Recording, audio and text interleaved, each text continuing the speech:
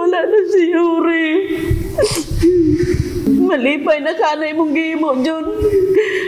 Kaya mong managuro imong gusto sa imong mga anak. Kaya kami na paunta may mga handom sa imong anak.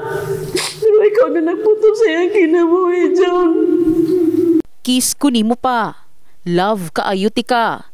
Pasaylo ako pa. Mao kini ang ulahing nabungat sa batang si Yuri, samtang brutal nga ginakulata siyang kaugalingong amahan.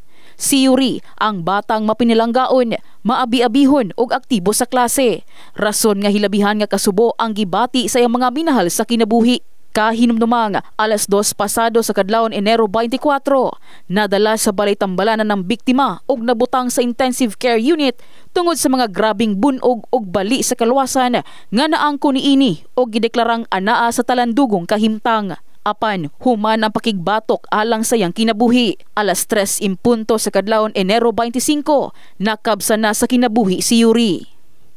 Nakigbatok in taon siya sa 24 ka oras para lang yun makasurvive. Pero na mo nabalan nga lata yun ay ang iyang ulo, bali ang likod, pati ang bukto na pinakan ang paa. Gabantayan ako na ko pag umangkon, gipinanggakan ako na.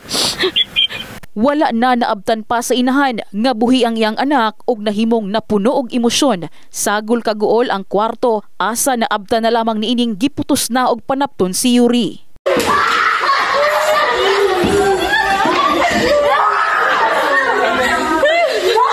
Sa eksklusibong pakighinabi sa news team sa inahan sa biktima, gibutyag niini nga nahugno ang iyang pangandoy alang sa iyang anak nga mahimong pulis tungod sa nadangatan niini sa iyang kaugalingong amahan. Daghang kog pangandoy sa akong mga anak, ma'am. Mao gani nag-abroad ko para sa ilaha. Dili lang para sa akong sarili. Si Yuri, active kay na nga bata.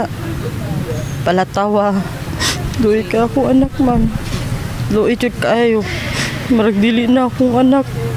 Kaya ang itsura jud. Bunog kayo ang ulo. Dagan pa kay pasa na pay mga paak. Sangko sa langit ang kasuko ni Ivy sa iyang kapuyo nga si Roy Canlaon Jr. tungod sa brutal nga pagkulata sa iyang anak. Sakit kaya akong kibati ron, ma'am. Sangko sa langit akong kalagot sa amahan ato kay iyang gikuan akong anak.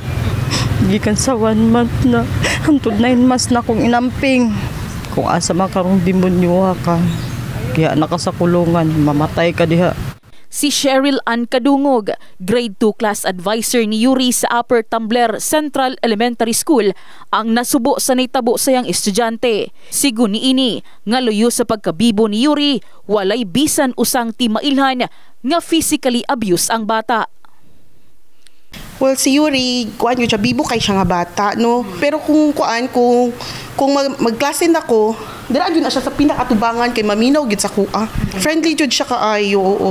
Maski nang mga parents na ko, co-parents niya namo din sa klase, makasulti jud sila nga si Yuri friendly ug malambing nga bata.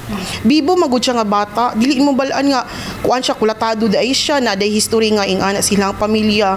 Kay pag abot diri sa eskwelahan bibo jud kaayo siya. Samtang planong ipailawom sa intervention o counseling ang mga igsuon ni Yuri. Siguro na ma'am no mag-conduct yun mi og psychosocial support or psychological first aid.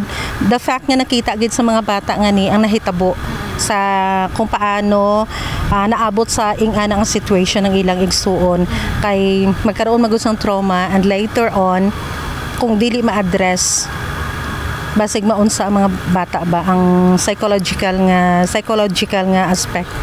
Sa kasamtangan, pinaagi sa presensya sa CSWD o Kabanay, giatiman na ang batang lawas ni Yuri aron ipahiluna sa ilang Pinoy-anan. Samtang hugtanong gihingusgan sa pamilya nga ipadayon ang pagpasangat og kaso sa sospek alang nausab sa seguridad sa nahabiling mga igsuon sa biktima.